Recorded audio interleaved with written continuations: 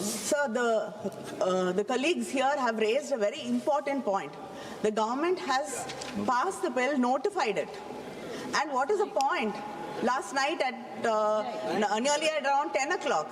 And what is the point in the discussion over here after you've notified it? Yes. This is why we want a clarification on that. Sir, most important. and I stand before this house. Exactly. How can Yes.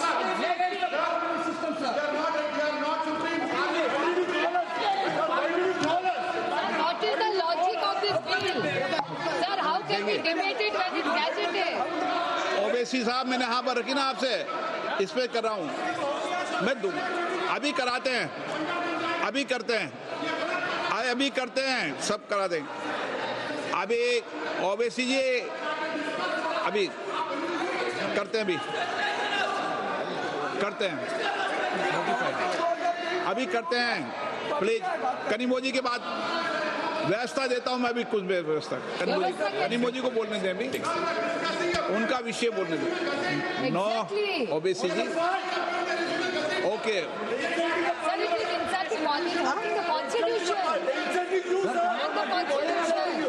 Kanimozhi को बोलने दें गौरव जी अभी करते हैं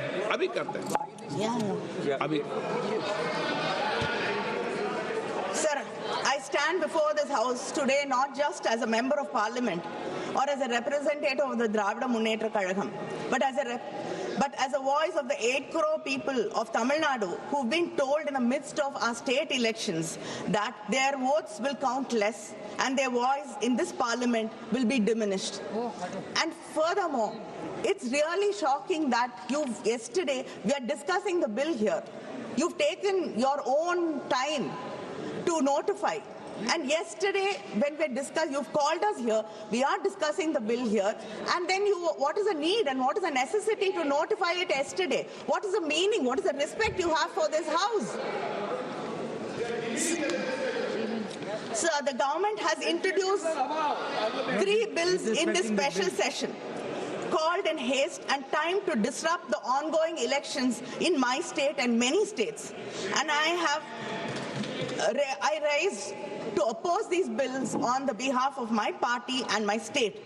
Let me start by saying that these 3 bills, disguised as if they are in support of the reservation of women, constitute the single greatest assault on Indian federal structure. Let me begin at the beginning, because this government always counts on the public not knowing the history. The history of the delimitation in India is at its heart the history of a promise made by the parliament to the people of the southern states, Tamil Nadu, Kerala, Karnataka, Andhra Pradesh and Telangana. 5 states which have resisted the onslaught of the Bharatiya Janata Party and have stood out as role models for inclusive development. The delimitation process began in 1952. Soon after the Republic was founded. It was a constitutional solution to a demographic problem.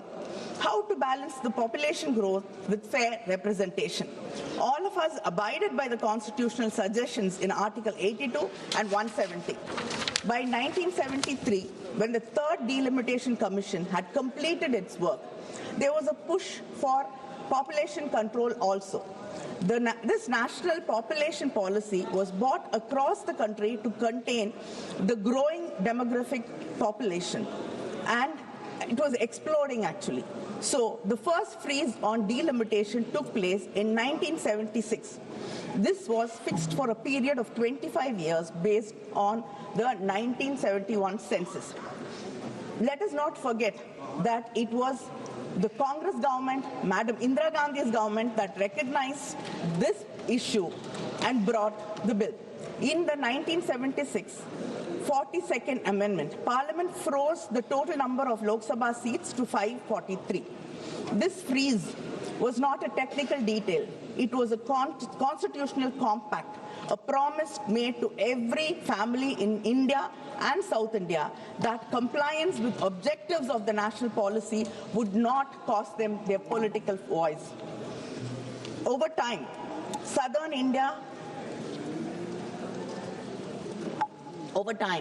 Southern India, Tamil Nadu, Kerala, Karnataka and Andhra had begun to invest in schools, hospitals, women's health. We listened to the union government's repeated call to control our population. We complied. Our fertility rates fell. Our families became smaller. In 2001, understanding that some states, especially southern states and other states like Punjab, had done a better job at these indicators, and some other states had to catch up. That time, there was a government, a union government, which listened to the voices of the people from the south. Yes, I have to give you credit when you deserve it. We are unlike you, always finding fault with us. When there is something to appreciate you, we always appreciate. So under the Vajpayee government, the parliament extended that freeze through the 84th amendment until after the first census following 2026.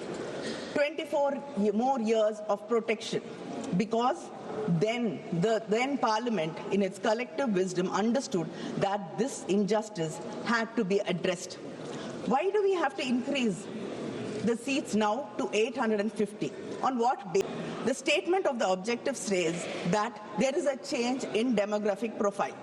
Yet you are using a 15-year-old 2011 census data to conduct delimitation.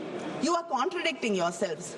And 850 seats, most of the MPs, after making the seats 850, might not even get a chance to speak in this parliament for 5 years.